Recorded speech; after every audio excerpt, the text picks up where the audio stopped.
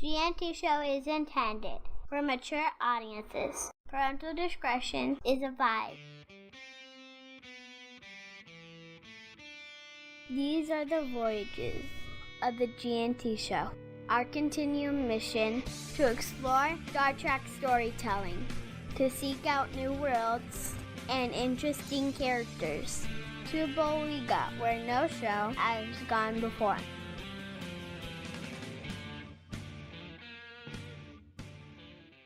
Live long and prosper, bitches. Good morning, everyone. Welcome to the G&T Show, episode 257. I'm Terry Lynn, and across the table is Gettysburg 7. That was monumental. Wasn't it? This is why we win awards. Oh, wait. Puts the mental into monumental. And there she is to my left, your right. It's Terry Poole. Terry Poole. Terry Poole. And there he is to my right, your left. Or, I'm sorry, my left, your right. Yeah. I don't know. He's over there. He's over there. We're having to tie his hair to the back of the chair so he doesn't nod off. It's Terry Poole. Kapla. Have you ever head desk so hard you gave yourself a nosebleed? Yes. Okay. Should Glad we I'm not testing the you only for one. concussion? I lived in journalism school on Stacker 2 on Vibrant and Coca-Cola. Ooh. And then I Ooh. crashed. Yeah. Oh my God. Yeah, it was not good. And that voice you hear, it's Jess Poole. Good morning from the land of the. It's a moderate drug day. It's not a really heavy drug day. Just a moderate drug day. Did you say drug or jug? Drug with a D. Oh, okay. Oh, then that one's fine. And there he is sitting quietly. It's Kajiro Poole. Good morning. I am barely here. Oh my God, you guys, what's with us? I don't know. I love that. The free hugs and the little Sister Grimm and Deadpool. That's awesome. We are referring to the chat room, which includes an owl smoking a cigarette, which is filtered, by the way. Well, of course it is. Terry had asked what's wrong with us. See, we're trying to get the audience expectations low for 24 hours. Yeah, there you go. GNT. Yeah, there you go. Okay. Mike, That way, like it's our much audience more has any epic. expectations. Getty has a point. Yes. I They don't listen to us. Do they really have expectations? Yeah, really. We can't really lower the bar any further than the floor. We go any lower, we're fucking Steve-O. This is the subterranean bar right now. Good morning, Robert Reyes. Good morning, everybody in the chat room. Son, Matthew Hi, Anderson, son. Hi, sir. Supreme Leggett. Here comes the sun, and I say, Doo-doo-doo-doo. And Son says she has expectations, and well, I'm really sorry about that, sweetheart. doesn't I read son that also book. live like in Arkansas or something? So really, it's just I read that book. Huh? Great great expectations. expectations. Yeah, I was really let down by it. It was- I had big expectations for it. Set the bar really high. yeah. Hey, everybody. What did you do this week? Coffee clutch. Nick, what'd you do this week? Worked and took off Wednesday because we had to go to the doctor for my lovely wife. She had some stuff done, but it gave us time together, which is awesome. And today we're going to see an illusionist. Oh, okay, cool. I don't know his name. I just know that I was told this morning, you know what we forgot? Today at 3, we have to go see the illusionist. I was like, oh yeah, that's right. Well, It's an okay then. illusion. It's an illusion. Are you really? Are you really? I mean, if it's an illusionist, are you really? Might just be an illusion. You know, some say life as we know it is nothing but an illusion. But Jad and Jad and Branet. Wah, wah, wah, Oh my wah. God, that's so par for our day. So Okay, name of the show. Jad and Branet. Yes. Well, Jad and Branet. I love it. I just By the want way- to play the song and listen to it. Can we do that and just call it the show? sure. God. So Nick, did you watch it? The Fox No, Rocky I Horror? forgot it was Horror. on and we were doing something.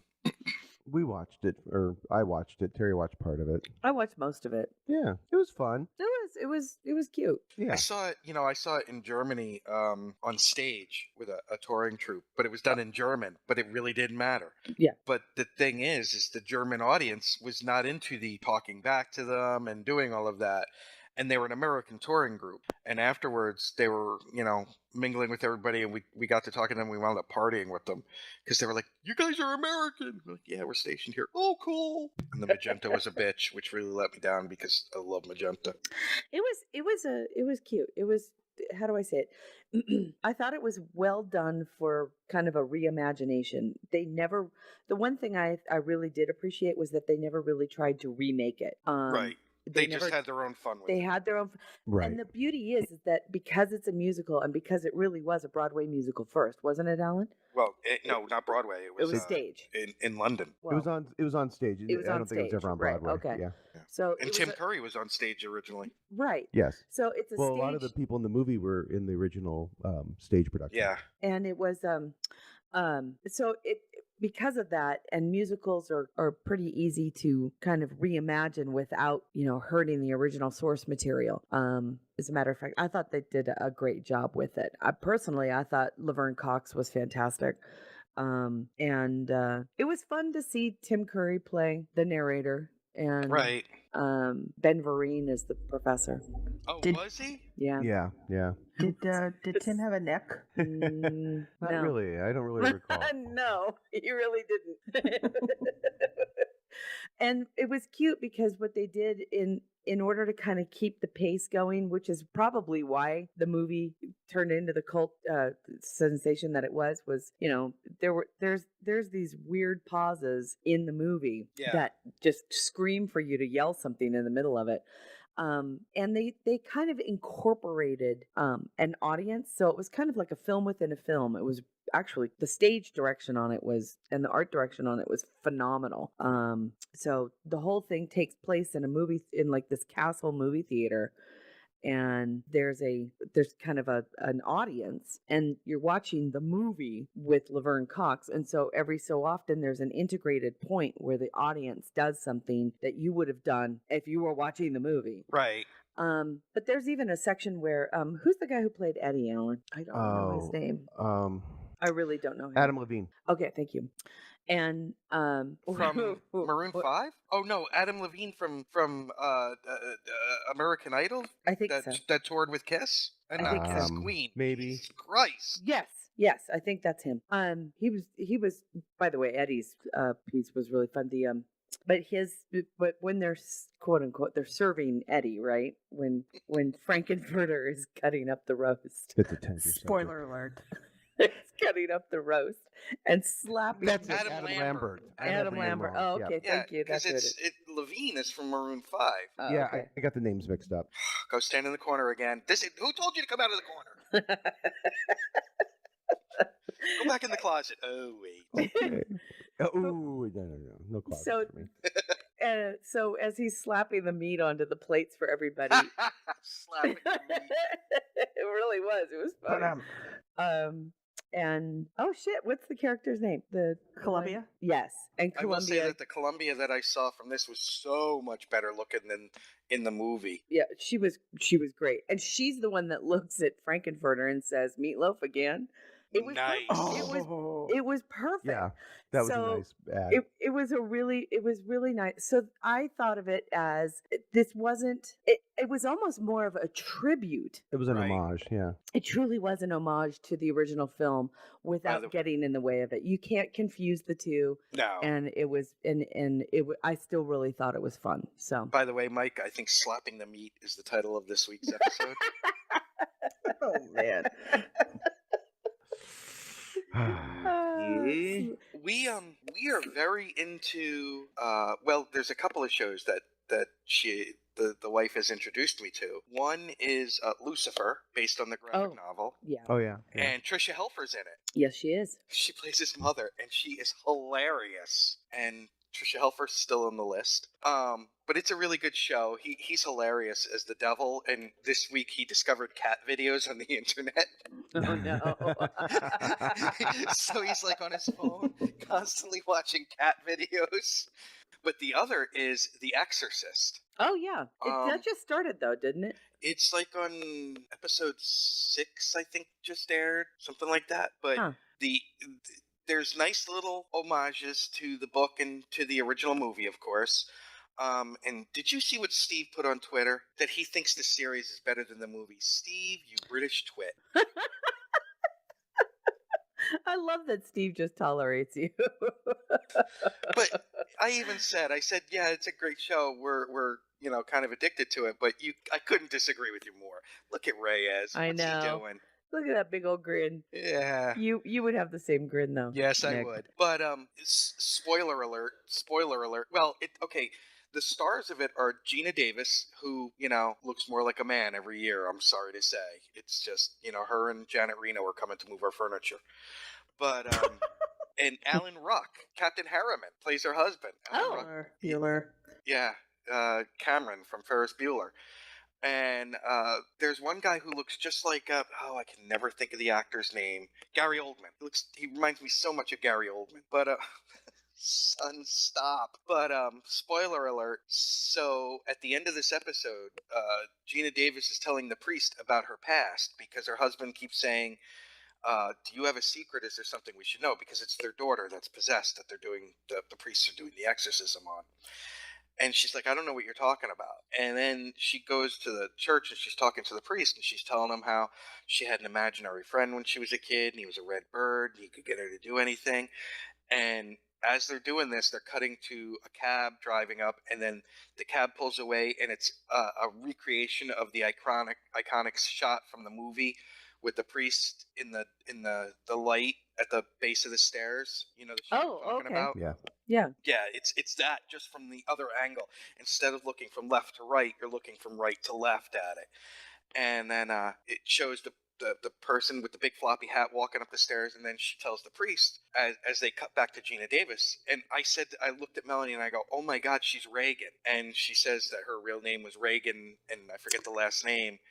And there's a knock on the door, and her husband opens the door, and it's her mom, played by Tyne Daly, says, I need to talk to my daughter. Wow. Yeah, so it's like now the demon's gone after her daughter, which I thought was a really Interesting. nice twist and a way to tie it back to the source material, but not impinge on it. Very cool. Yeah, it's Yeah. well done. It's That's good. it's Fox. Yeah. But yeah, and it's better than like Exorcist 2, The Heretic, and all the things that they did there. You know what I mean? Yeah. Oh, Timeless is another one we like. I haven't seen that one yet. That checks out. How many episodes is that into? Because I want to catch up on I that think one 3. on Timeless. I think Yeah. it's only 3. Three, I believe, are done, and they're getting ready. This week will be the Wait, fourth. like 3 or 4 episodes in right now. Oh, okay. Yeah, That's yeah. easy If to you have catch on up on. demand, it take you just a couple hours. Mikey, Yes. what'd you do this week? Somebody's breaking up. Okay. This week I wrote a blog for 24 Hours of G&T that focused on the event schedule. Yay! Yep. Pretty excited. It's I'm pretty excited. it's Today's show, the Lithium Show. No shit. Pretty excited. Pretty The title, I excited. know. Let's see. We kind of go over everyone that's is on the schedule, and then we kind of hint at a few people that are not on the schedule, but have promised to drop in on us. So there will be surprises. Lots Why of are there 2 surprises. Allens in our... Because he timed out. He had to relog. Sorry, Mike. I'm sorry, Keep Mike. going. It just it broke. Oh my God. Keep going, Mikey. So there are surprises that are somewhat planned, and so that should make things a little bit interesting. My co-hosts do not, and myself, we do not know who and when are going to stop in. Well, I know who, and I know the general when, but we don't. I don't know what I'm saying here. It should be interesting. And let's see, what else did I do this week? Did you play some more Future Fight after last week when you and I went Yeah, over how to do it? Yeah, I've been playing a little bit here and there and making progress. Did you notice that I've been using your Spider-Man to come in and help? You know how you can call people in? Okay. Yeah, I've been using your Spider-Man to assist me because that gets you points. Oh, interesting. I did not notice, but okay, cool. But yeah, I've been playing Future Fight. Not all that much, but I have been playing it. Timelines and the Transformers game. I have not gotten into Stowe all that much this week, but I spent like I said, I spent the better part of a day and then some working out the schedule and writing up the post and just getting things finalized for the show. I'm excited. We're it's gonna happen one way or another. It's gonna happen. Well, I have to agree with something Alan put on Facebook. Oh. Uh-oh, what? It's one of the signs of the apocalypse. Oh, yeah. Oh yes, yes. Seriously, it kind of is. Yeah, it's weird. And something's got to give. Something's got to give. I don't know. Can a World Series end in a tie? Oh man. It's like the last game is 600 innings. Wouldn't that just be a pisser? Just goes on for the better part of a week. I mean, we were exhausted in in 2004 around here. I actually went to a job interview in the middle of the not the World Series, but the pennant race before, and oh my God, I was dragging, and it was a group interview, and so was everybody else in the interview, and the woman who became my boss because I passed the interview, she said, okay. Everybody here, were you watching the Red Sox game last night? And so we all put our hands up. She said, okay, yeah, now I know why nobody has any energy at all. Well, and I'm sorry, but a editorial. This is what happens when they start the game at 8:30 at night on the East Coast, and it goes till 1 in the morning. It's just such bullshit. It's such bullshit, and they wonder why they're hemorrhaging fans. And a great deal of it is young kids are not watching anymore because they can't. They can't stay up and watch the games. It just pisses me off. Day games should not be a big deal. But it's like, ooh, look at day games on the schedule. Well, isn't it weird how if the series is both at both of the teams are East Coast, that sometimes we get stuff that's clearly prime time for the West Coast? Yeah, well, don't get me started because Terry and I have gone at it about this before. And for the people on the West Coast that say, we want to see the beginning of the game, I have 2 words for you. Move where the food is. Yeah. I mean, I don't dispute that there are fans elsewhere, but it was like, we would watch, if you were watching, say, I don't know, Yankees versus the Braves, let's say that was a World Series. Why is the game starting at 10 o'clock our time? That's Yeah. Well, it starts at 8:30 ish. Yeah. Ish, after all the crap. They do the Super Bowl right. It starts at what, 6 East Coast time? God, it's actually earlier than that, I think. It's like for us it 4:30 starts or at 4, something. but I mean that's because of the time change. Sorry, Yeah, so 6. Yeah, because you got the 7 hours of pregame stuff that's too much now. But that's the right time to do that. It's over by 9. The difference is that's one game. It's done on a Sunday. I mean, it becomes more of an event. The problem with other sports is because the series it's a series. Every other sport has a series for their final, as opposed to a single one game winner take all. But they did it for decades. Hold with on, day son. Games during the World Series. Son, you win the internet with that one. I need that GIF in my life forever. The Penguin with fucking Napoleon on the top. I'm sorry, that's awesome. They did it for decades. I mean, Alan, you remember? You're old enough to remember listening to your little transistor radio. It's true though. No, we watched the World Series from smoke signals that were sent up over the bearskins and knives, stone knives. Exactly. Hard. But seriously, up until I'd say the 80s when they started doing it at night, kids lived and died by it, and you know what I mean? And families and everybody was. Now it's I don't know, but it's the same thing. Let me ask you you a know, question. Does the schedule, like right now, the way they play, say, Monday Night Football, for example, is that too late for the East Coast? it still starts. No, it starts at 8:30 now. Yeah, the game starts here at 6:30, Yeah, and it'll 5:30. end at the most at about 11:30, Right. maybe midnight if it goes to overtime. I think that That's a lot better. I remember a Detroit Lions game that ended at like 1:35 in the morning, wow. and Um, that's just too late. See, I think that generally I kind of agree on both sides. I'm like, oh, yeah, I do want to see the whole thing. And just because I live in the West, it shouldn't be that problem. But you know what? If I'm going to miss part of the game, I would rather miss the beginning than the end. Exactly. well, And why that's not? my thing. Why not just start it at like 5 o'clock in St. Louis? Or do what the people in Hawaii do, and that's you start your fucking work day earlier at 6 and you work till 2 and then you get off and watch it then. Let's not be silly now. Let's not nobody in Hawaii has to travel more than half an hour to go to work. So I don't want to hear it. Oh yeah. All right. Well, no, that's what I'm saying. I just know that the people that I work with in Hawaii, they've shifted their hours. They work from 6 Right. to 2. So they can work with the mainland and Right. get home in time for Monday Night Football, which starts at 1 o'clock in the afternoon. I'll tell you what I would like to see the NFL do, and I What's mean that? this, and I've thought this for years. They go to England, they go to Mexico, they do all this. Yeah. Hey, NFL, why don't you do a game in Alaska for the people up there? Oh my God, it would be like mystery. Nobody Like one of my ever favorite takes movies. Alaska into account when they do these things. Well, they're the same time zone as at the far reaches. It's the same time zone as Hawaii. No, I mean visiting them. Hawaii gets the Pro Bowl, at least. Oh, I see what you're saying. And they get college football games and all Then that. I want it to be a fucking outdoor game. Oh, They're going to play the Pro Bowl in Fairbanks Oh. in January. Just Oh, like I said, you know like what? Mystery Alaska. move the have one of the hockey games, the outdoor hockey games up there.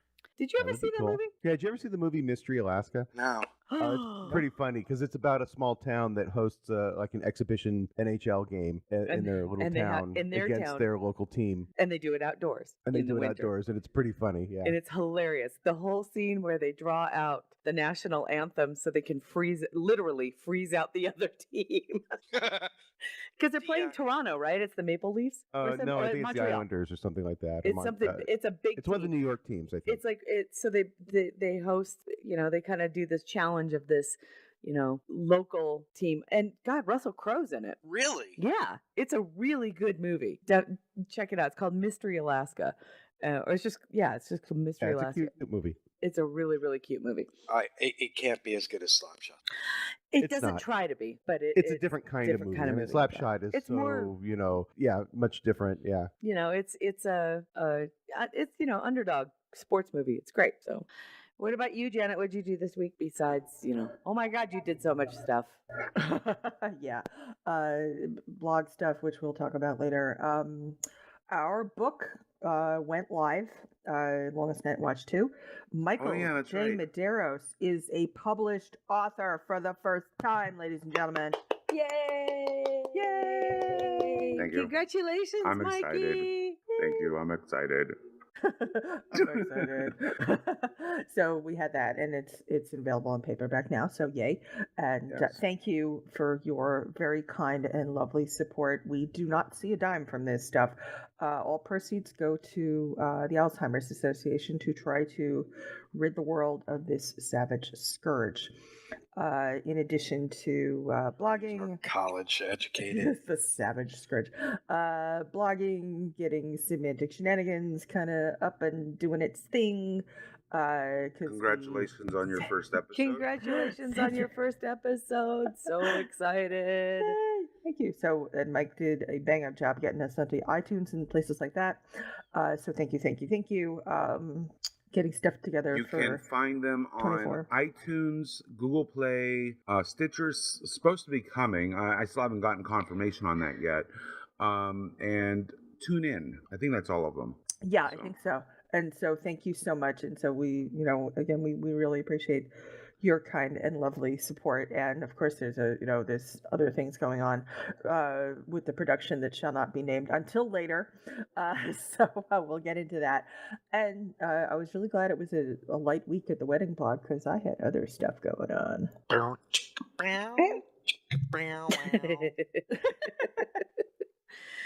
Um, so everybody, you can listen to Semantics Shenanigans now, and our wonderful Janet and Shanna have begun. Shanna have decided, or not have decided, but are now. You can listen to all of the amazing takedown they have of all of the different things that they've got, including Axonar. I'm just very excited for this. And anything we can do to support you guys, that's all you have to do is ask. Thank you or very not much. even that. Awesome. Thanks. And pretty much I was in Texas this week. Yeah. A tumbleweed just blew through. Oh, man. No, you know what? I have to say it was actually quite beautiful. The conference, it was a training session. We're like I said, we're converting to a new software system, and this company brings in all of its users from all of its different clients, and not just for training, but they actually bring in. It's a cooperative effort to improve the software. And so people bring their ideas of what works for them, what doesn't work for them, and it turns into a 2-day brainstorming session of what we can do to help them with their R&D in order to make, because people bring amazing ideas, they can change it, whatever.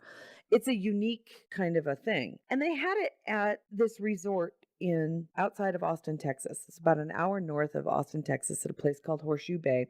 And it's a beautiful, beautiful area of country. I'd never been there before. And when they say hill country, they mean it. It's hilly, hilly, hilly. Lots of lakes, lots of rivers, hot, fucking humid, mosquitoes. I swear to God, I don't know. Size of grapefruits. Jesus, they just eat you alive. Mosquitoes love me, and it annoys me to no end. And so I stayed indoors most of the day, which means, I think, and brainstormed about computer software. Yay. So it was tiring. It was really, really tiring, actually. And then trying to do that and handle a bunch of crazy stuff at work. And that's why I'm going to say this now and in public. Thank you for everybody who is in this chat room with me and supporting me. What's going to be a really, really tough next to the week. I will be in South Dakota for pretty much all of the week and won't have a lot of ability to help with the prep on the 24-hour show. So I just wanted to say thanks for your extra effort. I really do appreciate it. All right. We do have a show, sort of. I mean, we have Star Trek to talk about. So yay. Alan, before I do that, though. Yes. What did you do this week? Not much. It's our boy. I played hotel and I held down the home front while you were in Austin. Yes, it was very nice. The dogs were not happy. Let's just put it that way. Oh. So, Mikey, let's start off with our G&T show and Busy Little Beaver production news. All right. I have something to say. Announcements. We have our wonderful 24 hours of G&T announcement 3, the event schedule, which you worked so hard on this week. I don't know about hard, but I worked long. If you want to know what we're going to be doing for our 24-hour show, which starts next Saturday. I'd like to know. You can read the thing, too. Yep. It's got... Read. I was told when we were initially trying to figure out what we wanted to do this year, I was told to give to build some flexibility into the schedule, and I think I accomplished that. So although it's not every hour, but I tried to set it up so every other hour, there are a few exceptions, but every other hour is kind of open. It's Oh yeah, that's good. That's good. open for drop-ins, runovers, giving us opportunity to just bullshit or whatever. And Mike, I just have one request for this year. Please do not wear the Okay. Lord Humongous outfit again. Okay. You never saw the Road Warrior? Matthew Anderson, Lord Humongous, get on it. And when you see it, Mike, you'll totally understand. By the way, Mad we are addicted... Max, is that what you're referring to? Yeah. I'm No, the sure. Road Warrior. What's Road Warrior? Mad Max was the first one. Road Warrior was the second one. Okay. Then Beyond Thunderdome was the third. I have seen them, but it was a long time ago. So excuse me for not getting the reference. Come on, everyone. 2-man enter. One man leave. Thank you, John. So yay. The great thing is that Mike has done a wonderful blog that outlines all of the guests that we're going to be talking to, including John Jackson Miller. There it is. Dayton, Matthew Anderson puts him in. Yep. But no, we need the whole body shot. Dayton Ward, Kevin Dillmore, James Kerwin, Kipley Brown. Our wonderful friend Janet's going to be doing a semantic shenanigans. Is she Shanna's going to be with you, right? Yes. Yeah, she is. Okay, good. Mm. And our surprise guests, and we're going to have a couple of other Busy Little Beaver productions making an appearance, including the O Sports Show and Live, Love, Play, Starfinder, The Blood of Near. Blood of Nehru. It's about the Blood of the Near. There you go. and Right? There's the Gates outfit I of don't want you to wear. Gates The of Nehru jacket. Stovacor, Larry Nemechek, and tons more. Al Rivera from Star Trek Online is going to be joining us. It's great. So the whole schedule's there. Please join us for pretty much the whole thing if you can. And if not, pick an hour or two and join us when you can. That would be lovely. We already talked about Semantic Shenanigans episode 1. Janet, do you want to go ahead? I will say, because of the medication I'm on now, I may have to take an hour or two off just to nap, because it puts me in a pretty bad state. Cool. I learned the hard way that I can't take it before work like I used to. I now have to take it before bed. Oh, okay. Evidently snoring workers from the pond. Well, just as long as you don't do it mid-sentence, I'll be all right. Oh, that would be the best. Yeah, and then that's when... Miss Janet, do you want to talk a little bit about the first episode of Semantic Shenanigans and what you guys discussed? Uh-oh, you're in trouble. Semantic Shenanigans.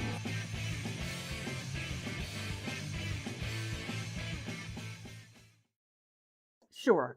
Well, so we, in an effort to be timely, we covered a few things. Tried not to keep it too Trek centric. It actually turned out to be rather Trek centric. So, we do want to work with other fandoms, so we need to kind of rein that back. But the first thing we covered was David Gerrold's "Oh, the Places You'll Boldly Go," because that kind of blew up on Kickstarter. Oopsie, because the Seuss estate, or Seuss Incorporated, I think they're called, they issued a takedown notice, and Kickstarter got on it quickly and said, "Okay, you can't have this," and they pulled the crowdfunding. So we discussed that, and let me look up what we talked about. Gerard really can't. He keeps searching for IPs to rip off, isn't he? He's just like can't help himself. Yeah, and that's kind of disturbing. It's rather dismaying that someone who clearly has talent that this is something that was just so obvious and blatant, and in particular, because Mr. Gerald blogged not once, not twice, but 3 times for XNR, has to be painfully and abundantly aware of what fair use kind of is certainly what a copyright cause of action is. I don't understand why he's hanging his hat on this. Yeah, very odd. But the thing is, he really was parodying Trek. So he was actually kind of in probably in the fair use realm when it came to Trek. But the problem was that for Seuss he was not, because it was Right. It was as if I used let's say that I parodied Ernest Hemingway by using the Smurfs. Okay, I would be parodying Hemingway and the estate of Hemingway, but the Smurfs, no. If I'm lovingly copying this stuff and creating brand confusion, then guess what? We got copyright issues. So we talked about that, and also kind of what steps an artist can take. If you are an IP holder. Then we launched into Trek versus Trump, because that's rather timely. And one thing we did get wrong, and this is my fault, I said this and I should have checked more closely, was that I had thought that it was basically just a group that was specifically against the candidate Trump, but not endorsing any other candidate, but it turns out that's not true. They actually are endorsing uh, Secretary Clinton. So we discussed kind of the bigger names that signed this, and then we went into Lucasfilm is suing a place called the Lightsaber Academy, which is Yeah. yeah, for trademark infringement, because they were basically they were teaching a form of kind of, I don't know, really sort of kendo stick kind of fighting, it looks like, but they were doing it using light up toy lightsabers and referring to it as Jedi training kind of thing, and of course, and also their logo was rather closely mimicked that which is Lucasfilm uses for Jedi's, and of course all of that stuff is trademarked. And the thing with trademark is you gotta police it, or you're gonna end up losing them. And then we discussed for a while. It was a more freeform thing about kind of what problematic fandoms are like, and what it's like to love a fandom that's imperfect. Because I mean, the truth is, we love people, and they're imperfect all the time. And we have to think about how can we overcome the imperfections. She's Skyping? Is that me? I'm sorry. Yeah, we have to think about how we can overcome our imperfections, other people's imperfections, and also how do we overcome the imperfections of the fandoms that we love. There are things that we argue about and we disagree about, and maybe things that aren't quite so perfect, or we might be judging how an old episode is from 40 or 50 years ago, and judging it on our current standards, which we really shouldn't be doing. We were talking about that yesterday, my wife and I, about Tom Sawyer and the age it was written in compared to today. Yes, exactly. And it's, how we refer to people of color now versus how we did then is it's night and day. Interesting, very interesting. And I'm glad that you kind of brought up the Disney suit. There seems to be, again, some confusion amongst some people that that Disney only sues after they serve. It's my understanding that they serve this place with multiple C&Ds.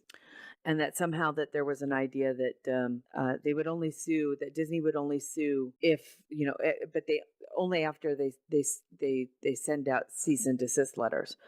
That's really not the case, everybody. I can tell you from experience, not personal, that I've ever been personally served with a cease and desist, but that I know Disney, and I know Disney will sue without sending out a C&D letter if it feels it needs to. Trust me when I say this, it is true. And so that idea is kind of out the window.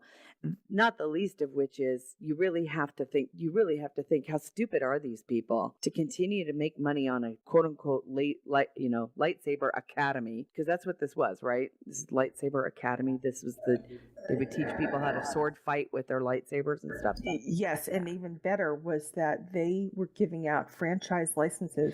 Yes, to people to open up new locations, which means that they knew damn well what licensing was required, and so you can't call this innocent infringement. This was absolutely willful. These people knew what the hell they were doing. Oh my You God. mean like selling things with logos that belong to an IP and then saying, well, I thought it belonged to everybody. Or selling franchises of a lightsaber academy that they didn't own the trademarks to and making money from it. Yeah. It's kind of this. Boy, those Star Wars fans really have no idea.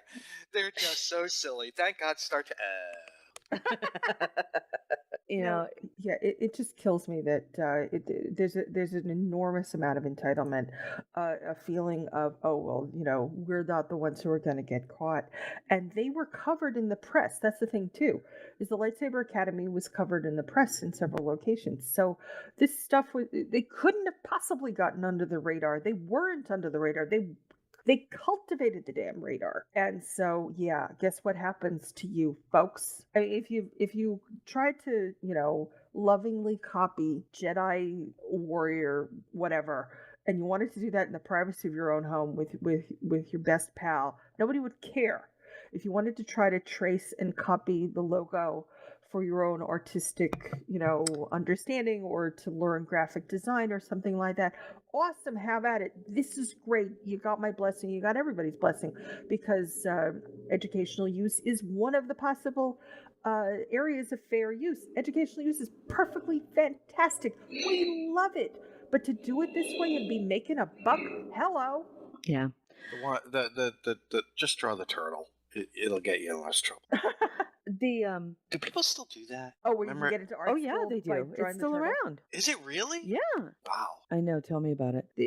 One of the things too is that Alan and I had talked about, and I realize that we're talking about Disney, but it goes hand in hand with all major corporations that own copyrightable and trademarks, and that is Alan. You and I we came across that artist who started selling prints of princesses in different.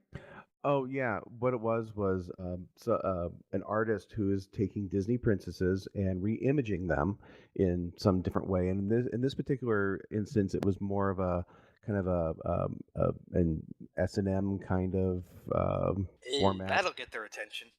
But here's the thing too: is they put a Disney logo up in the corner. I mean, I'm just like, wow, you're just asking for, let's go straight to suit and not even pass go.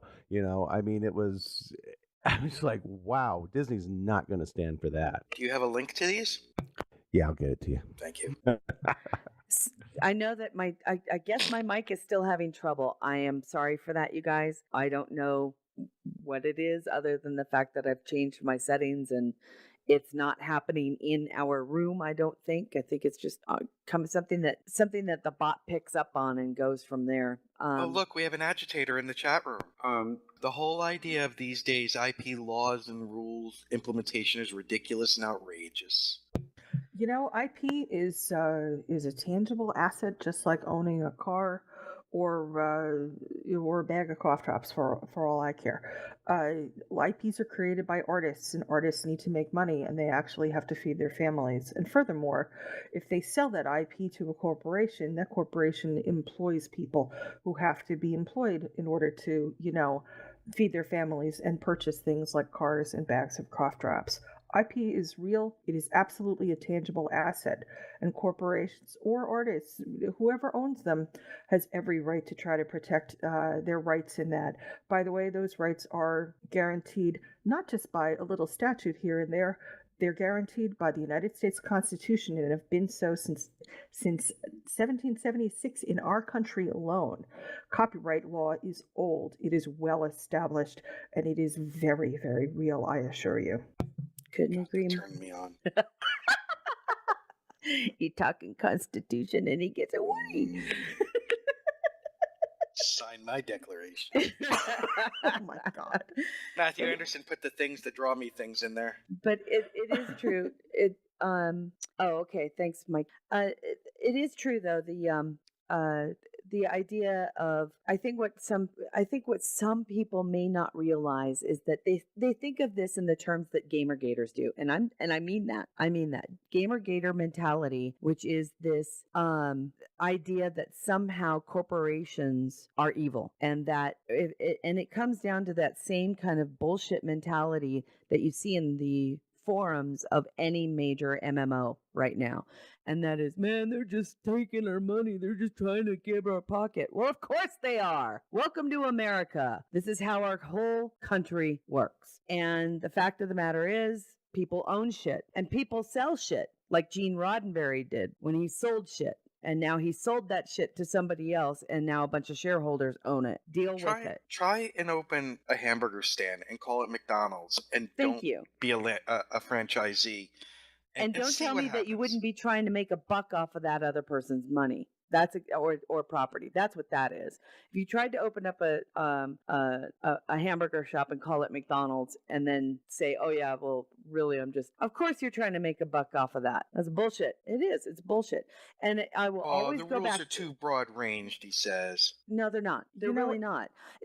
And here's the thing: is that while they may protect the large corporations that you hate, they actually protect the small IP owner more, because that's that's who are the same way we all talk about what the small business owners are like here in the US, and that they are the backbone of our country. So are the small time artists and creatives that we have. The people who work to write, the people who work to tell stories or create art. Terry. Yes. Terry. What? Let's not feed the troll.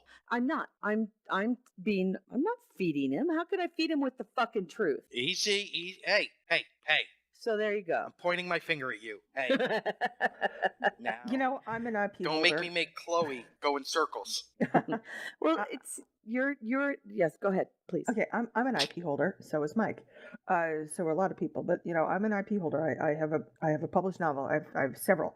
And you know something, if somebody writes fan fiction about my stuff, I'm gonna be fine with it. But if somebody writes something and they try to make money off it, I'm not gonna be quite so fine, because you know something, I get a check every quarter. That's royalties, and whether I choose that to spend that on toothpaste or on charitable work, or I want to blow it on, you know, hookers and blow or whatever, that's my right. It's my money. And you know what? You want to know why that's my money? Because I worked hard to create that IP, and to craft it, the characters that are in it, and set the scenes and write the prose. And I also work pretty damn hard to query my publisher and work with not one but two editors and a bunch of beta readers, et cetera, to get that thing off the ground. And that's a lot of work, let me tell you. And that's a small book that hasn't done very well, but it doesn't matter, because it's still an enormous amount of work. It's an enormous amount of my life and my personality and myself that goes into that work. When I die, that IP can be sold. Hell, I could sell it today if I wanted to, or my estate could sell it. So if my nephews wanted to sell that IP, let's say the movie rights, they certainly would be within their rights to do so, because they will inherit it from me, even though they didn't create it. And whoever buys the movie rights to that, they will have derivative rights. And if they buy all of the rights to it, then they will own the rights to it, no matter how big or small that corporation is. And it's very easy to go, oh my God, I hate the man, et cetera, et cetera. And believe me, I got big problems with large corporations. I really do. But they're also major employers in this country. And when large IP holders, Disney, Marvel, DC, et cetera, we can sit down and name a laundry list of them. But when they start to see hits to their bottom line, you want to know who loses out on that? It's not even the shareholders, and God knows it's not the board of directors. The people who lose out are people like you and me who get laid off. So don't come to me and say that the defense of IP is a waste and it's horrible and oh my God, they shouldn't be doing it. My God, they should be doing it. These are their assets and they need to protect them just as much as they would be protecting if they were a taxi service and they were protecting their fleet by making sure that their fleet was insured and properly serviced. There you go. Damn straight. I keep dropping this mic. I'm sorry. No, you're fine. I was totally. That's okay. So now we can move on. I just was very frustrated. Again, by the idea that there are those who do not have a concept of. Again, it comes down to people not being able to place themselves into somebody else's shoes and looking at it from a different point of view. Being able to sit down and say, what if it was me? What if it was something I created? How would I want to be able to protect my property and protect what I worked so hard to create? I see that in many of my friends, and I would very, very much hate to see them get taken advantage of by somebody else who thought, oh, gee, that I can do whatever I want to do with their property, including making money off of it, which is just not the case. And so for those of you who think that there are copyright laws are bullshit, I tell you to go stuff it. If there are those of you who believe that there are copyright laws that need to be tweaked and maybe changed a little bit, then get off your ass and talk to your local representative who can put a bill forth in legislation to address these issues, and understand that there are going to be lobbyists for those big corporations who have fought very hard to extend copyright law past 90 some odd years. And they're going to continue to do so because they want to continue to own what they own. If you don't like it, vote, be a citizen, do something about it, okay? Don't sit and bitch on a forum. Get off your ass and go lobby. Do something about it. So there. I'm Busy Little Beaver, and I approve this message. I voted this week. Yay, I haven't done that yet. I haven't voted yet. Janet, there was a question in the chat room, and that is, are there any IPs that were like previously owned that became public domain? Yeah, actually, Dracula. Yeah. Frankenstein, and Mary Shelley. And didn't the court just rule that Happy Birthday is not? Yeah, Happy Birthday has passed into the public domain. Finally. I know. Yeah, finally.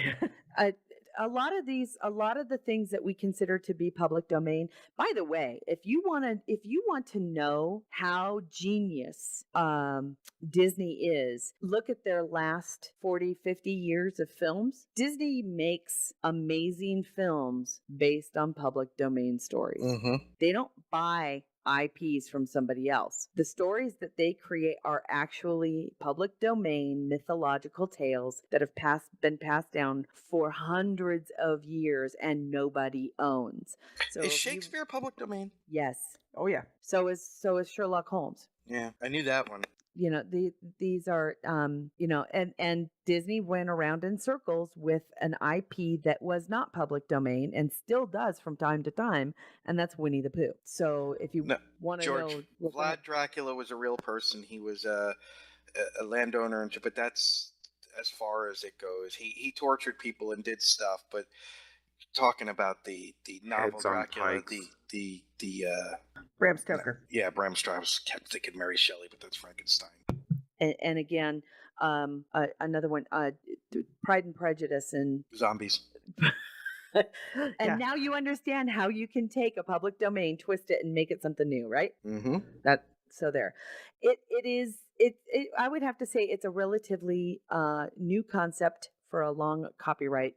Disney does have everything to do with it. Mickey Mouse has everything to do with the reason why our copyright laws are so long right now, and why Mickey Mouse will be fought for tooth and nail by Disney and its shareholders to keep that copyright available so they don't have to let original Mickey slip into the public domain. Yeah, and actually it's been ruled, but not by the Supreme Court. It hasn't hit the Supreme Court yet, but it has been ruled, at least at the circuit level, that copyright has to have an actual year length, but that they didn't get into what the reasonableness was of what the year length was, as long as it wasn't forever. That's something that clearly this is something that's going to have to go to the Supreme Court at some point or another in order to start to nail at least some of this jello to the wall. But first off, it ain't going to be the Axanar case. But beyond that, it's probably not going to be anything for a while. And that's only because the Supreme Court only has 8 people on it. And they're refusing certiorari, which is to hear a case. They're refusing that on probably a lot more things than they had been, simply because they just can't handle stuff right now, and because they know that if there's a tie at the Supreme Court, it goes to whatever the most recent finding was, and that ends up becoming an enormous waste of time for the 8 people who are left on the court. Well, they also have had a series of cases lately where one or more have had to recuse themselves, which even cuts it down even further. Yeah. Because stuff that's going up now, and because now the appointees are becoming, it's becoming a mess. By the way, yes, when we have a down state. Sweet. Ooh. Yes, Mike, you didn't even know, did you? We do? We do. Mike is so out of it this morning. It's utterly adorable. We do? Go for it. Yay, ask Dayton. Dear Dayton, I need your advice. Ask Dayton.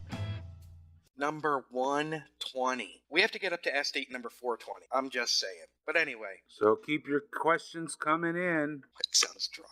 Dear Dayton, Am I? Sorry. Go ahead. As Nick says, New York Times bestselling author, if you were to descend from the mount with stone tablets in hand, what would be your 10 commandments for fandom/writing? Sincerely, a burning bush, parentheses, I really need an analgesic cream, parentheses. Oh my. Dayton's response. Oh God. Shut the front door. writing-related question 2 weeks in a row? I know, Holy go. shit snacks. Let's not even waste a second of time in Nick's voice with one of those, my usual long-winded ramp-ups before I finally get to the fucking point and just get on with it. Am I right? 10 Commandments for fandom and writing? I don't know how much advice I can offer so far as being a fan goes. That's sort of an individual preference kind of thing, but I'll do what I can to work in some observations here and there. Meanwhile, I'm all over the writing part, so here we go. 1. Thou shalt write. You'd think this one is pretty self-explanatory, and yet you'd be astounded by the number of people who talk about writing one of these days, or when they get around to it. Yeah, well, I wanted to catch a touchdown pass from Joe Montana and ask Farrah Fawcett to be my date for my senior prom. I fucked around too long and look what happened. Time, that cocksucker robbed me of my opportunity. Don't be like me. Sit your ass down in that fucking chair and start slinging those words. Writing is about getting shit out of your head and into a somewhat amorphous blob that's your raw material for shaping, polishing, and trimming away the excess fat. So get on the clickety-clack thing already. 2. Thou shalt finish what thou start. How many half-completed novels have you seen published? It's not totally unheard of, but you usually have to have 30 or 40 other books out there. Be so famous that people use your name in casual conversation, and be dead so that your family or agent can take advantage of the half-scribbled shit they find in your attic. Otherwise, nobody's going to publish a story you can't finish, and nobody's going to hire you to write for them if you can't go the whole 9 yards. Keep writing and don't stop till you hit the end. 3. Thou shalt take thy writing seriously. If you want to be a writer, you have to act like it. Yes, that means writing, but it also means giving the writing the attention it deserves. Always. Your writing needs the same weight and importance as any other job and anything else going on in your life that demands your focus and your best effort. If you can't do that, you can't expect your family and friends to respect your needs and time and space to work, and you certainly can't expect an editor or publisher to give you the first damn about whether you finally managed to turn out. If you want to be a writer, you have to be a damned writer. 4. Thou shalt not take yourself so seriously. We get it. You're a writer. Maybe you're a published writer, or still hunting that first pro publication or the first big book contract. Whatever your level, check your ego and lighten the fuck up. Don't become that unapproachable douche nozzle who's suddenly better or more accomplished or special than the people around you. Don't let any success you manage to enjoy change who you are to the people who were in your corner while you were working to achieve that goal. This applies to fandom too, by the way. Getting into arguments about who's the bigger or better fan of some movie, TV show, comic book, or video game is the epitome of the first world bullshit. And if that's you, then you should step back, take a breath, smack yourself in the taint with a bat, and get some perspective. 5. Thou shalt hit thy deadlines. Excuse me, I have to take a sip of soda here. This obviously according to the probation officer, it is. This obviously thou shalt hit that. 5. Hello. Like Ghost and Mrs. Muir. Let me start this again. I gotta fix my ascot. Did So you we're gonna just start with pull Jack a asking- Ghost and Mrs. Muir I did. reference? I did. Holy shit. Okay. People are frantically Googling now. Thou shalt hit thy deadlines. This obviously applies to those working on a contract or as part of some collaboration with actual due dates and stuff. However, you'd be stunned to learn just how many writers think of deadlines as suggestions, or things to be totally ignored because it's all about the craft. Newsflash, editors and publishers don't give a damn if your muse called in sick. You being late holds up the show in these situations. There are, of course, legitimate reasons that come along and fuck up a schedule, but they usually involve death or dismemberment, either your own or that of a close relative. They almost never involve your need to binge watch that Netflix show which dropped a week before your deadline. Want to have a short career in publishing? Sorry, the cat just jumped on my lap. Holy crap. Want to have a short career in publishing? Get a reputation for being late with your work. Finish your shit and get it in. Hold on a second, I have to fix this. Come here, little girl. If your mommy saw you on the desk, you'd be in trouble. Oh my. There you go. 6. Thou shalt not worry about reviews. Maybe you've achieved some measure of success. Good. Learn to expect and roll with bad reviews. For that matter, learn to expect and roll with rejections when submitting something for possible publication. But you definitely have to understand that you're going to get bad reviews. Don't buy into the hype for glowing reviews, don't get worked up over bad reviews, and for fuck's sake, don't go full jihad on somebody for giving you a bad review. Some of them are going to be scathing, or just plain cruel. Fuck it, fuck them. Sometimes the reviews will call you out for mistakes you made. Yeah, that's going to happen. Own these cock-ups, fix the serious ones, and laugh off the silly ones. Then get back to work. 8. Thou shalt not devalue thyself. There are uncounted people out there who don't seem to get that writing is an actual job that requires a certain level of skill. Unfortunately, we call way too many of these people publishers and editors and people who should fucking know better. My rule of thumb when it comes to writing for others is pretty simple. If they're making money from my writing, then I'm going to make money from my writing.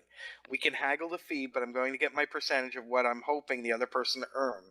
End of story. As for how this translates to fandom, don't let others tell you what you need to do to be a real or true fan. People decide on their own if they're fans of something and to what degree. Fuck all gatekeepers.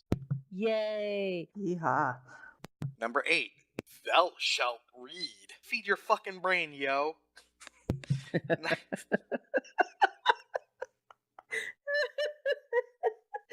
I'm sorry, that was awesome. 90%, you would think he's a writer. 90% of writing is research. Read anything and everything you can find. Books, magazines, blogs, whatever. Read outside your chosen preferred genres. Read history, and absolutely read about current events, trends, and whatever else is shaping the world around you, for better or worse. And don't limit your reading material to material that reinforces your worldview.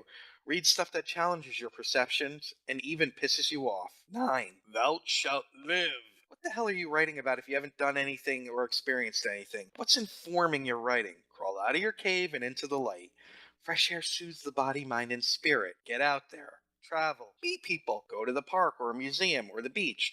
Or wander around a flea market or art festival or Renaissance fair. Nobody wants to read about how you never go anywhere or do anything and hate this or that. We have our own boring-ass lives for that sort of thing. Life is for living, so go do it. And then find a way to channel all of that into your writing. As for fandom, absolutely get out there and meet other fans. Conventions are awesome for this sort of thing, as is social media.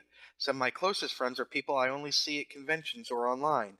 They're like an extended geeky family of wonderful people, and I can't imagine life without them. 10. Thou shalt not be a dick. Good rule. Hell yeah. Regardless of how far you've managed to make it with your writing, whether you're published or even just working towards that goal, remember that you likely still have a readership and maybe some fans, even if it's just family and friends. You may even have a small group of devoted folks who hang on to your every word, whether it's about what you're working on or your craft or process or whatever other random thought that skips across your brain pan. Don't let that shit go to your head. Don't disrespect those people who spend time, and money if you happen to be published, on your writing and indeed investing in you. Do not ever take them for granted, not even for a millisecond. Same goes for fandom. Don't be an asshole within the fan community. We're all stocked up here. Now, as with any sort of writing advice, these are nuggets that work for me, as in Tate. Nothing is perfectly transferable from one writer to another, let alone one writer to everybody else wanting to be a writer. Your mileage, as the saying goes, may vary. Adapt or ignore as you see fit, except for the first one. Write for fuck's sake. If you can't do that, then no other piece of writing advice matters. Oh, and that last one. Don't be a dick. Really. It's not a good look. At all. Outstanding. Thank you, Dayton. Thank you, Dayton. Wonderful. That rocked. Oh, that felt good. That felt good. Excuse me. What? Are you there? Yeah, Nick? we're here. Okay, good. We're just tired. I know. I am tired, but it was such a great Ask Dayton. And again, if you guys ever have a question for Dayton Ward, feel free to email it to us at hosts@gntshow.com or to leave us a voicemail if you want over there on the right-hand side of our gntshow.com page. You got a little tag. You can leave a voicemail. Like a skin tag. For us there. Like a skin tag. You can't get rid of it without causing a whole lot of pain. So yay. Oh, that was awesome, Nick. What a great surprise. Mm-hmm. Yep. Let's take a look at some of the okay, I really do have to get to, we're going to pick and choose a few links today, but we really do have to get to some book news because this is fucking awesome. Tell me a Star Trek story. Book news. Oh my God, the new Star Trek encyclopedia. Holy shit. I can tell you, it's beautiful. Beautiful. Came in, Alan told me when I was in Texas, it was delivered to our house, and Alan was like, what the hell is this heavy-ass package? It weighed like a bowling ball. That heavy. I mean, it was like, what the hell's in this package? 11 pounds, 6 ounces or 11.6 ounces or pounds from what I understand. Yeah. What?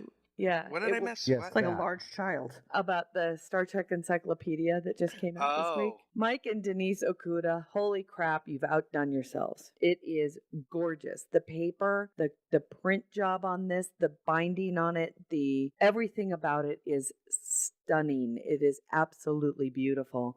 And all of so many of the entries have photos. I mean, I look back on my old encyclopedia and I think, oh my God, there was so much missing. It's really absolutely beautiful, and you can still get it. So it's been released. You can still get it. It runs about $88 on Amazon.com, and let me tell you, it's worth it. Every penny. It's so pretty. So congratulations to the Okudas. I understand you are the Amazon #1 seller right now. Nice. Fantastic. Yay! Mikey, what do you think we should talk about next? About the comics? About the UK comics Well, that are coming out? there's a lot of comic stuff. Yeah, coming there out. is. Look at that. Dayton had posted a link about the classic UK comics, the Volume 2. Yeah. Then there was the Star Trek Kirk's. Boldly Go, which is I guess it's the new series, but they're like going in different directions with it than what they have with the past.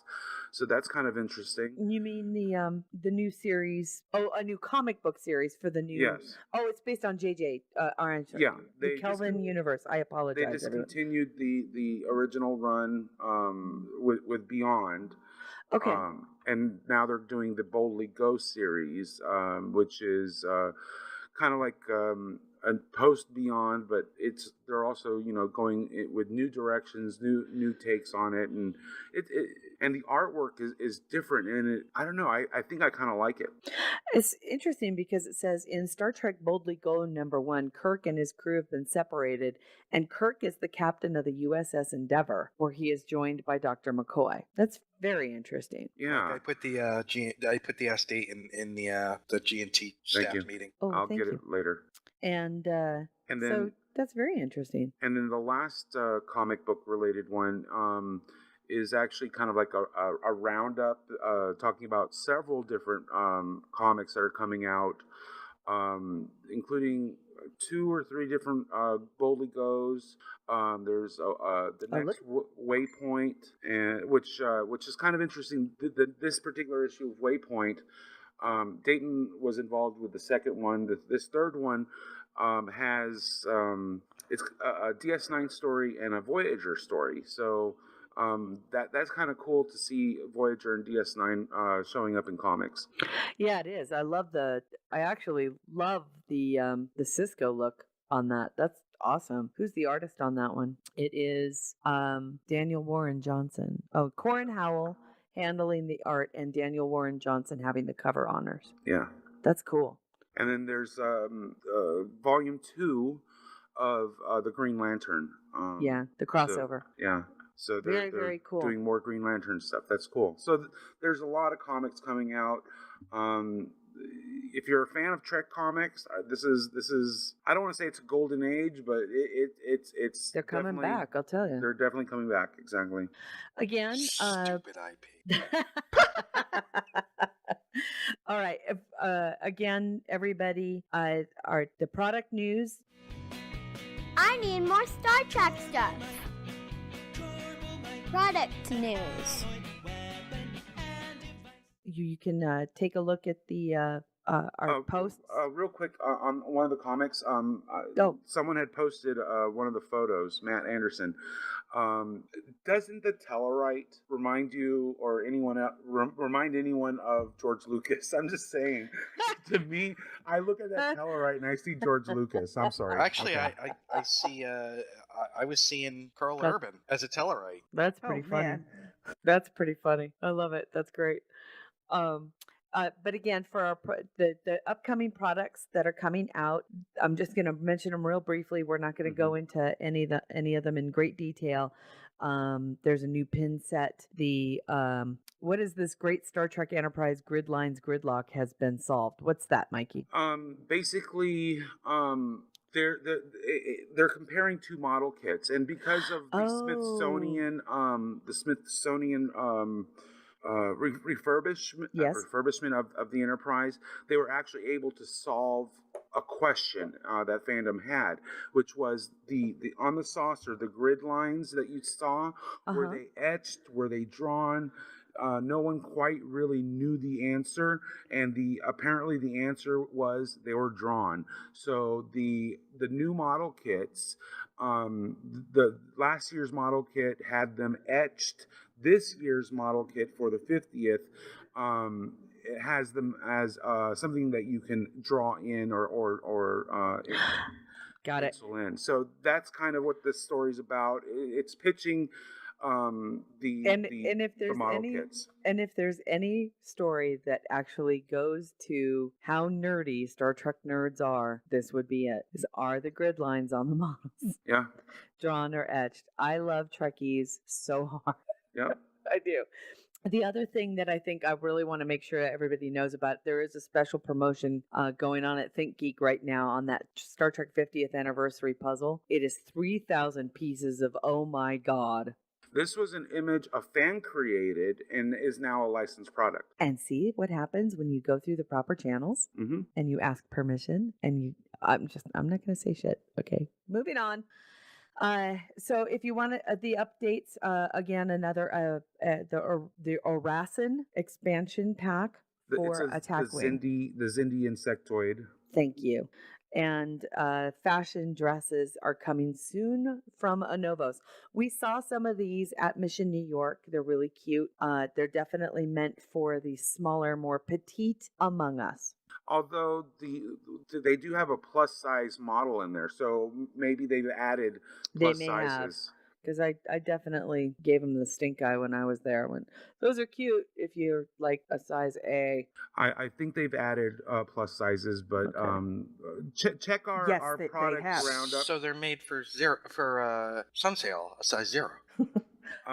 They come up to 2XL, the fashion dresses, and they were really cute. They had a plus size model in one of the pictures of this. Yeah. Did they? I think Janet includes some available sizes when she does the product roundup. I do. So look for that at the end of the month. Okay, that's cute. A lot more details. Good, because the ones that we saw in Mission New York definitely were not. Okay, forgiven. Thank you, Anovos. I'm feeling better now. Yay. I was all PO'd. And there's really not a whole lot of television news. Grab the remote. Star Trek's on. Television news. Not surprising. We're not going to hear anything for quite a while. Well, this did cause the stink eye on the internet for a bit. And I guess the idea isn't. It was just a request made by the writer at Movie Pilot, correct? Essentially, and they were making their case, making a case for it. But basically, the premise is they want a Muslim captain, a female Muslim captain, in charge of the Discovery. And they make their case by citing Chekhov and how at the time that Chekhov was introduced, he was this controversial character because of the Cold War, and now we're living in a time of Islamophobia is a thing, and it would just be appropriate to show inclusiveness and making an enemy a friend by including not only a Muslim on the bridge, but putting a female Muslim in charge. And for those who think that this might be a new idea to Star Trek, it really isn't. If you read any of these Star Trek Vanguard novels, that's already there. And Dave Mack they've been doing it for years. So. If you read any of the Star Trek novels, this is not a new idea. To see it on screen would be awesome. God, I would love to have Katami on screen. Yes, that would be cool. Or actually, she is. I would personally like to see a Hasidic Jew captain. Boy, yeah. And no flying on Shabbos. Right. Where's my soup? Every day when I come on duty, I want my soup. You call that a piece of fish? I'm sorry. Calories were bigger than that. Oh, An Amish captain who would never do anything. 1400, time for gefilte fish. Sorry, but that was the meme. Did you know Eisenhower was a Mennonite? Was he? Yeah. No, I did not know that. Yeah. Like a Mennonite or a Mennonite? Like the guy who thinks that tampons cure. Oh God. Yeah. Okay. Oh, yeah, that guy. 1400, bring me my gefilte fish. All right, we do have some gaming news. I want to play a Star Trek game. Gaming news. And I do want to get to it because we really do need to do a big shout out to the Stonewall fleet at Star Trek Online, one of the biggest fleets in Star Trek Online. Terry, What's I that? just have to say. What? That headline, Discovery must do to continue Roddenberry's vision. They must not do anything. They must do what they need to for it to be a hit. That's what they must do. Stop, fans. Did you not listen to Dayton? Stop. Personally, I think it would be cool. Do I think they have to do it? No. Personally, right now, I would like to see a female, a black woman. I really would. I would love to see a black woman as I would like to captain. see a flag officer who's not insane. I would also like to see a. I would also like to And see a a captain politician who's not insane. I would also like to see a captain who's a fucking alien. That'd be cool. You know what they must do? An Andorian captain. I'm telling you. Okay. Wouldn't it be awesome? Oh, Stonewall I want Fleet that is so bad. awesome. Okay. Stonewall Fleet, love you guys. Stonewall Fleet, we love you. One of the biggest fleets in Star Trek Online is doing back-to-back events. Their Fall Festival and their Halloween Fright Night. If you want to figure out what they're going to be doing, you want to join in the fun, please do. We are going to put the link in our chat room and our show notes, so please check them out. We love the Stonewall Fleet. Star Trek Online community ship building. Choose the design of the new Lucari ship. One of the forthcoming stories involves our good friend Kipley Brown. Yep. Kipley? Who's the Lucari? She's the ambassador, correct? The Lucarian ambassador. Matthew Anderson, if you start posting from that photo set, I will be totally gone because. Oh, okay. Oh boy. I don't know. Oh, the Andorian woman. Okay, Yes. I get it. I'm like, what the heck? And and Star Trek Online is putting out a design contest. They've put out 2 different versions of a new Lucarian ship. They have like 8 versions. I And only saw 2. every few days or every week, or I think it's every few days, they introduce 2 more to vote on, and 2 then more to vote on. It's kind of like a tournament, So the one that gets The selected wins that one day set moves forward. moves up. Yeah, exactly. Cool. until I like how they have them only X'd out. one shall remain. The ones that are already gone, been they X'd outvoted. out. Oh, Yeah. okay, cool. Oh, see, this is fun. I really like that. So if you want, this week is Team Echo versus Team Foxtrot. I have to say I'm liking that. Well, the Echo is too Romulan for me. The one I like, they've already killed it. failed, which was the beta. It Yeah. had that almost Delta-like look to it. I thought that was See, cool. I would save that Echo one, and that's very Romulan. I would actually give that to the Rommies, and then Foxtrot. That Foxtrot. reminds me of what is that Disney movie from like the 80s? Flight of the Navigator. Flight of the Navigator. Yeah, a little bit. Yeah, it does. From the head, from the profile. You know what it reminded me of? Padme's ship from Phantom Menace. Kinda. The silver ship. Yeah. It kind of reminds me of a plastic lock on top of on the side of my vacuum cleaner. What was the D.B. Sweeney movie about the dude that claimed he was taken by aliens in the forest? Fire in the Sky. Oh, how funny! No, I never saw it. Oh, I like D.B. Sweeney. He's a good actor. Timelines, Mikey. I have not played Timelines in a couple of weeks, so you're going to have to pick up and run with this one. Well, apparently someone at Star Trek Online listens to us, because last weekend I had mentioned that I had mentioned Online or timelines? For Timelines. Someone at StarTrek.com listens to the show because I talked about it last week, and this week they have an article that actually outlines the squadron system.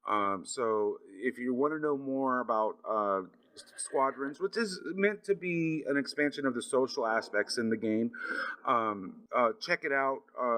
It kind of breaks it down really well and gives you an idea of how people are finally starting to play together in Star Trek timelines.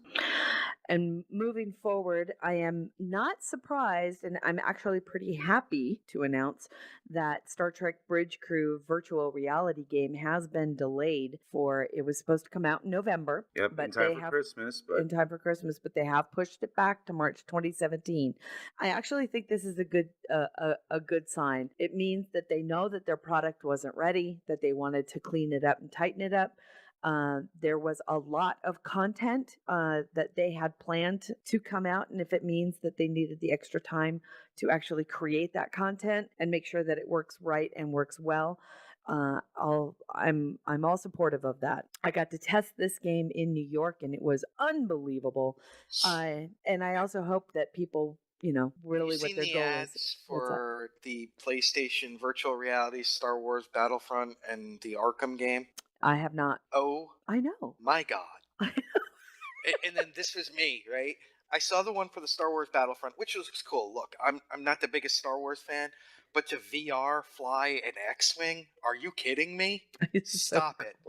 Stop it. But then there's one for Arkham. So you're Batman in virtual reality. And like it shows like your arm and you're shooting your grappling hook and going up and all of that. And I turned around and I said to my wife, maybe we can get your sister stationed here and then me and her husband can play. I promise we'll be quiet. Right. Yeah, right. It was. But I got so excited by Batman virtual reality. I have to say, I've been kind of holding off on the idea of, VR as a viable platform, but with the new shit that's coming out, it's going to be fucking amazing. Are we that far removed, seriously? No. From, now you may have to wear like the headgear or something. Yeah. But from a big room where like it's basically a holodeck. Yeah, I think we're getting as close as we can. The only thing with the technology we have, yeah. The only thing I think we couldn't do is you can't walk because you'd walk into walls. Well, I had written an article for a website last year or something. I forget who, but I have the link on my page, my website, my personal website. But basically, Microsoft has developed projection technology where they project a game essentially in your room. Okay, it takes whatever objects are in your room and it builds a world, a game world around it. So if you have a couch in the middle of your room, that all of a sudden becomes some impassable object, forcing you to move around it. But I see what you're saying. So it would be like a big boulder. It would be a boulder, or That's whatever cool. the case may be. Yeah. But it uses your room, and you can actually move and navigate. But it's using projectors and the Kinect sensors and stuff like that. Right. In order to build an environment we're going to start seeing navigate. That. Yeah, we're going to start seeing that. I love the idea.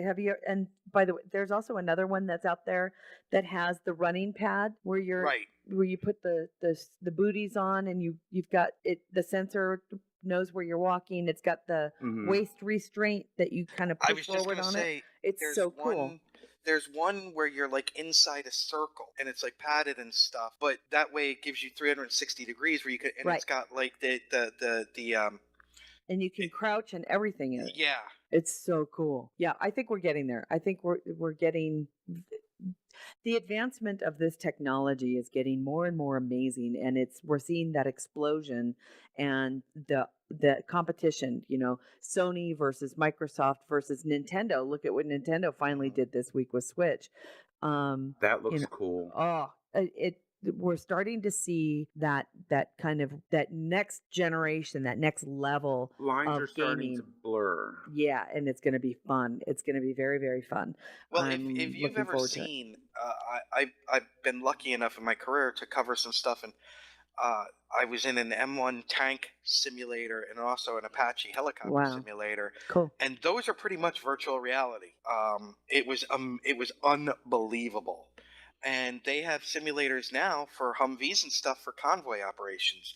So it saves money for one. So if you're learning how to do convoy operations instead of wasting the gas and going out and doing all that, and you can do it 24/7. It doesn't matter if it's a blizzard outside, Yeah. and they can make a desert scape, they can make Yep. a snowscape, they can make Panama, whatever. So I think that's starting to bleed over as well. That kind of technology. It's truly amazing what they're coming out with, and they keep pushing and pushing and pushing, and it's great. It really is great, and for the future of gaming, I think it's going to be an enormous boon. I'm again, hey, VR is when I tested that bridge crew in New York, I thought. I wasn't sure because the graphics on it they look a little simple to the outsider. To be honest with you, you overcome that in very, very quickly when you're playing it because it's still it. You look down and it's your fucking hand. It's so cool. It's Now, so when you cool. say simple, are you talking like Sega Genesis or No, I'm Atari talking more like 2600, no. or are I you would talking like PlayStation no. 2? Just for the layperson. To the layperson, I would say it as it. I would say, yeah, Sega Genesis type of. Well, not even that bad. It's beautifully done. It's just the art style they decided to go with makes it, I'm sure, easier to render. Yeah. And it's an art style choice that Right. I don't want people to be confused when I say graphics. I shouldn't say that. The graphics are fucking unbelievable. It's the art style they chose to go with, Oh, and they are okay. So two like, different things, yeah, right? because you've got the You can have Halo type amazing art graphics, style, right? and then you've And got the Borderlands type art style, right, which are right. very different. And in this particular case, they use it's all they do use Kelvin universe kind of I'm art fine with that. style, I am so fine with and that. it's beautiful. After And Beyond, I yeah, am very high on it right how now. do I say it? It's like you're playing in a three-dimensional comic book. Okay, like Borderlands. If Yeah, it's Borderlands were virtual cool. reality. So you Matthew don't. Anderson, if you can put a Borderlands art clip up there so Yeah, Terry can so see when it. you look down at the hand, you know that it's not real. Terry, did you talk to the hand? I did. I said, God damn it, push the right button. But when you look down at your hands, and that's the other thing too, is that they put us all on a random generation of character, and the two of the men that I were playing with actually ended up in female bodies, and they were like, "Can I look Okay. down? Can I?" Oh God. It was really funny. Oh man. It was really funny. It was really funny. So we Just real quick, because George said something in the chat room. Did you know that at the National Training Center in California, it's in the Mojave Desert, Yeah. that's where you do your big, like the Army does huge exercises there, like brigades, so thousands of soldiers. Did you know that Disney helped them by doing a lot of and I'm using quotes around it, special effects, so that if something blows up or a rocket is fired by out of one of the windows, Disney came and helped them with all of that. So it even adds more to the realism. very cool. Yeah, because it just made me think of that when he said that the Army cited TNG as an inspiration for their virtual training. Oh, Right that's on. true. That's very cool. Last bit of gaming news. Please. Star Trek Online announced, and StarTrek.com picked it up.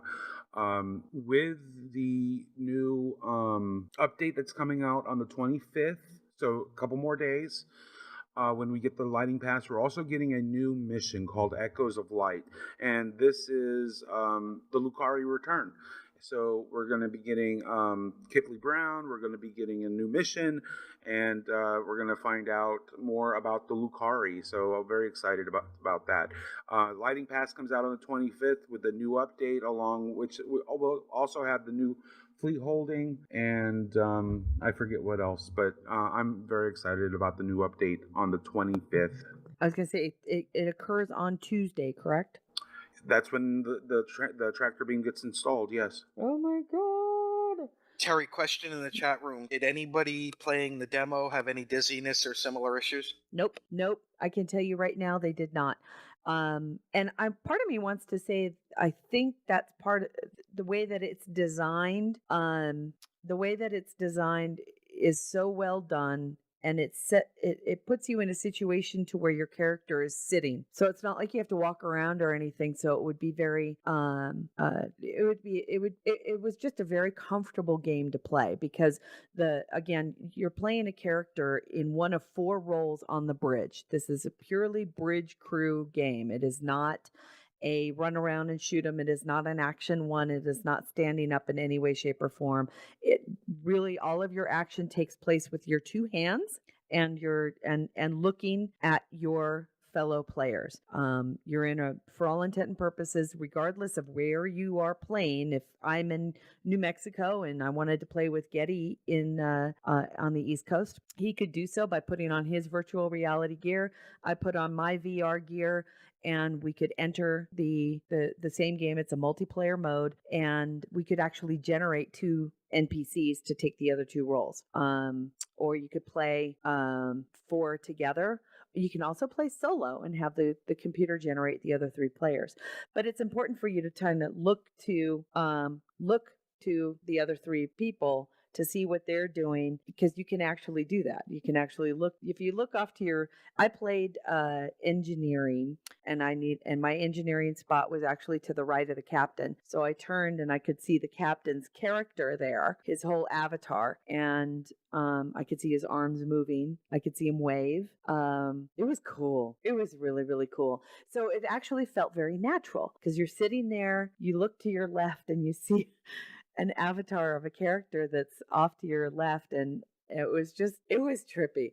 You look out onto the view screen, and then you also have a button that allows you to actually remove yourself visually from the entire ship so you can see space around you. It was so beautiful. I was like, I don't want to leave. I'm just going to sit on the hull. Thanks. It's so pretty. So it was excellent. So no, I did not have any motion, and I get motion sickness from time to time, and I didn't have any of that. I didn't have any of that.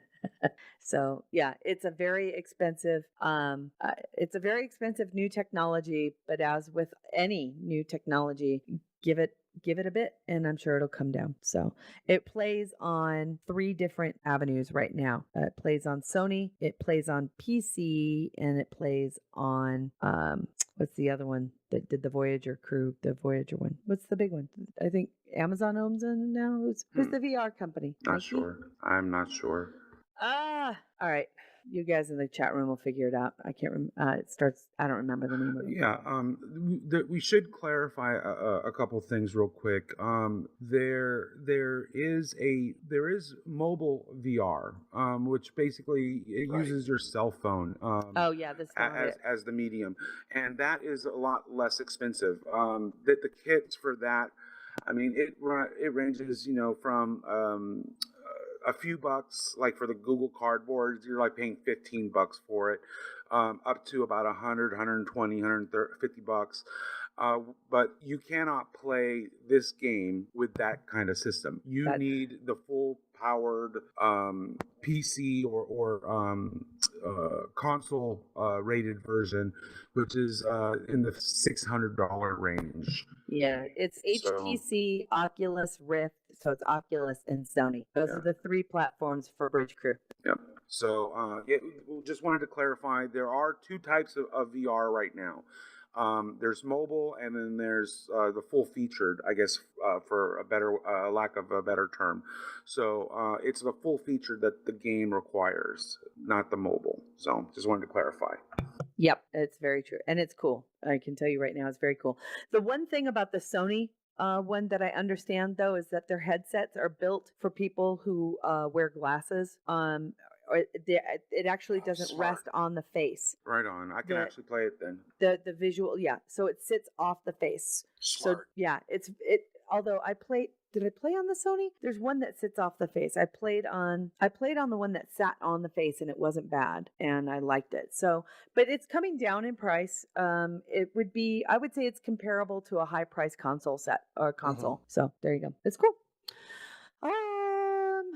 We do have some general news, not a whole lot. What's new in the Star Trek universe? General news.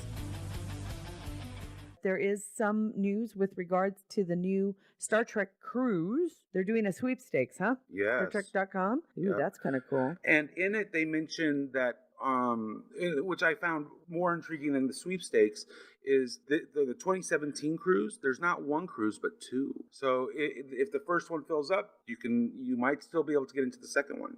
You're talking 2018? I believe it was a 2017. Since as previously reported, will set sail from Miami on January 9th. That's the one they've always had planned. And then it's like when that one returns, the second one leaves shortly after. It's, I believe, the same ship. I don't see that. It might have been a different article, but I believe. Let me check. Okay, because that would be very interesting if they were able to fill up 2 cruise ships in 1 year.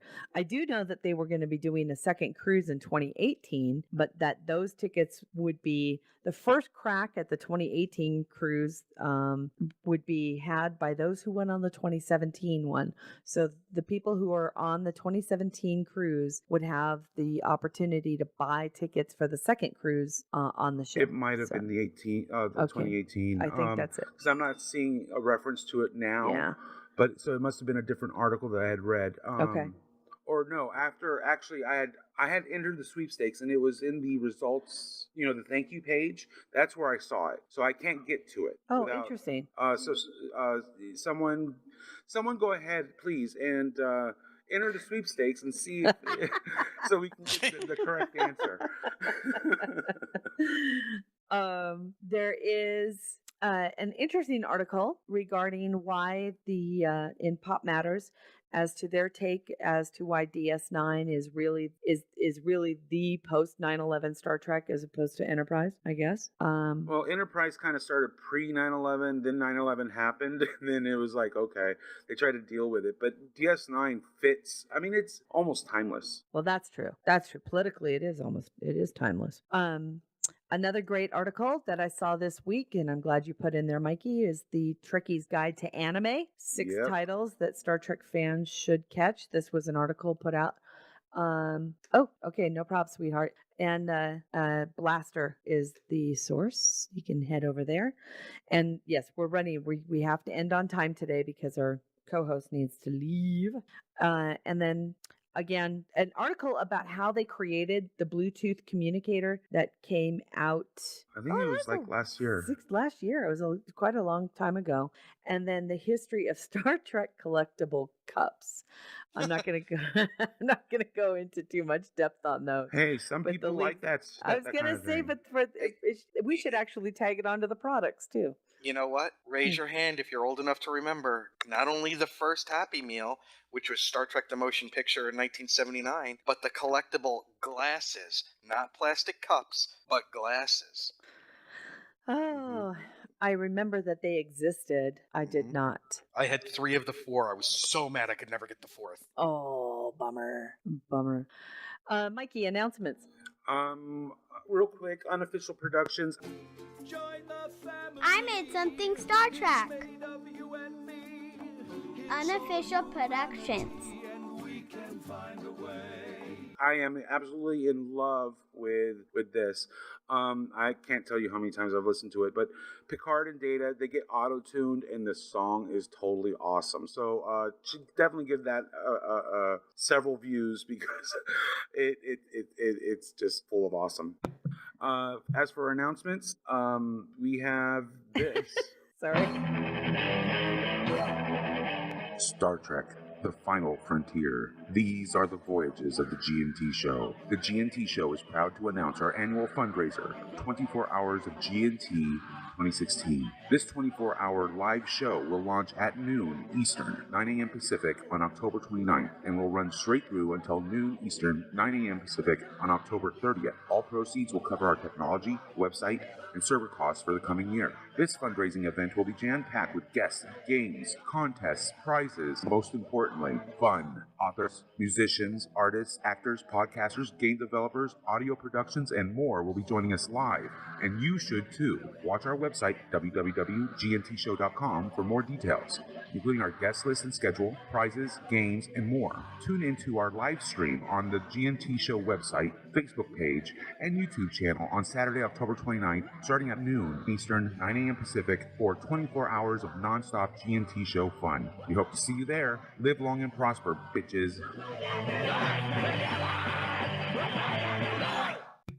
That always cracks me up. Yep. Oh, next very week- cool. Next week. Oh, it's going to be a long haul. I don't get back from South Now, Dakota do we until count that Friday. in our episode number? Like, do we give it 24 separate episode numbers? We didn't it's last year. 24. It's GNT. It's 24 hours of GNT. Part 1, Part 2, Part 24. No, 23, and then we have our episode, which is the last 3 hours because it's an extended. And so that'll be episode 258. Yes. So yeah, it's gonna be freaking awesome. I'm very excited for it. I really am. And I do, once again, I need to reach out and thank Janet and Steve and Mike for all of the amazing hard work that they've done to get us Yes, thank you, prepared. Janet and Mike. Steve. And I have to, oh my God, sorry, Steve, I forgot. I have to get you that account info for Pond5. Yes. And that kind of does it. We will see you guys next week for the big 24-hour show. Please show up. Ask your friends to show up. Share, and share again. If you can get Cher to join us, I'd be really happy. If we could turn back time, we could get Cher to join us. When we found Janet, I found someone. Under a cabbage leaf. She's just like Jesse James.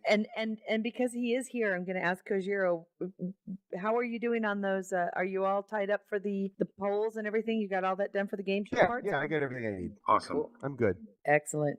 I just All have to right, you figure out guys. how we're going to play the game online, but we'll get that worked out. I'm actually going to work on that today. We'll do it like we do everything else, on the fly. On the fly, last minute. Straight out of our butts, folks. All right. Until next week. Listen, by the way, don't forget to listen to Semantic Shenanigans, available on pretty much every platform humanly available. And give Shanna and Janet your support as well as all of our Busy Little Beaver productions. And That's until Ridley Scott's follow-up to Thelma and Louise, Shanna and Janet. Pretty much. All right, you guys, until next week for our 24-hour show and episode 258, live long and prosper, bitches. Kapla. Thanks for listening. Thank you for your support. See you in a week. See you next week. This is episode 257 on October 23rd, 2016. That's for Michael Hinman, Joel True, Gumps, GNT 257. Music for the GNT show is provided by 5-Year Mission, Enterprise Blues Band, Warp 11, Andrew Allen, and Rathor.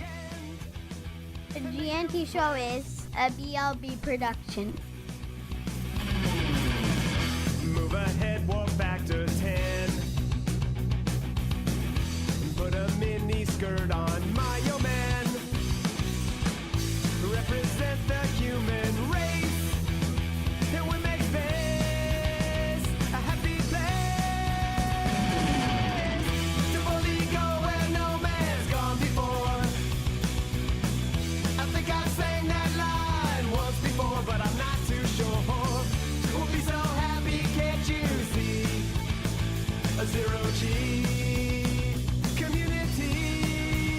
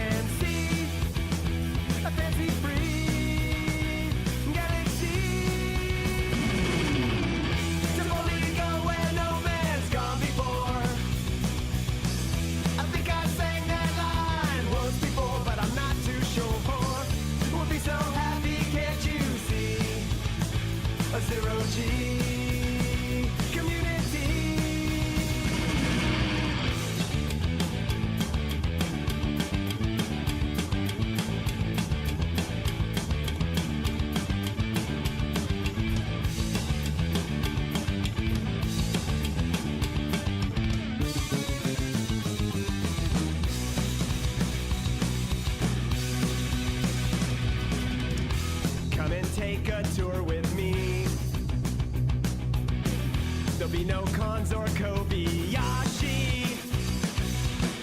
I'm gonna travel